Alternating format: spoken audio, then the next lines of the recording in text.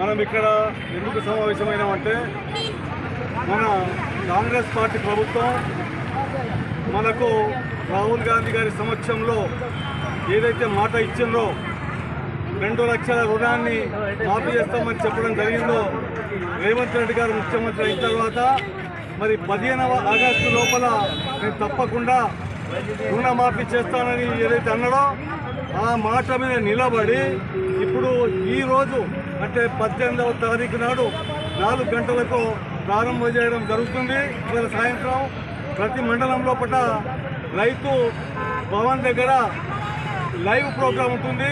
అక్కడ అందరూ కూడా మనం వెళ్ళి చూడవచ్చు. అక్కడ ఉంటున్నది ఏంటంటే ఈరోజు ₹1,00,000 లోన్లు ఈరోజు మాఫీ చేయడం జరుగుతుంది. అందరి బ్యాంక్ ఖాతాల్లో జమ అవుతాయి. ఎవరైనా కాదట్టుకుంటే 2వ దఫ 3వ దఫ 2 లక్షల వరకు అన్ని మాఫీ కావడం జరుగుతుంది. అయితే ఇంకో విషయం ఏంటంటే మీకు చెప్పేది, ఏదైనా రేవంత్ రెడ్డి గారు మన రాష్ట్రానికి తగ్గట్టు మనకు ముఖ్యమంత్రి దొరికిండు.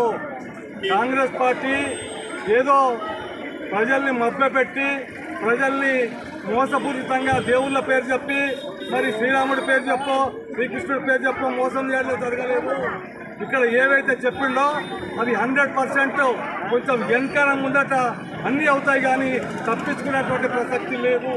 కాబట్టి నేను ప్రజలందరితో కోరుతుంది ఏంటంటే మనకు ఎప్పుడైతే హామీలు ఇవ్వడం జరిగిందో ఎలక్షన్ల లోపల ప్రతి హామీ కూడా ఖచ్చితంగా మనకు అమలు జరుగుతుంది. కొద్దిగా ఆలస్యమైనా పర్వాలేదు.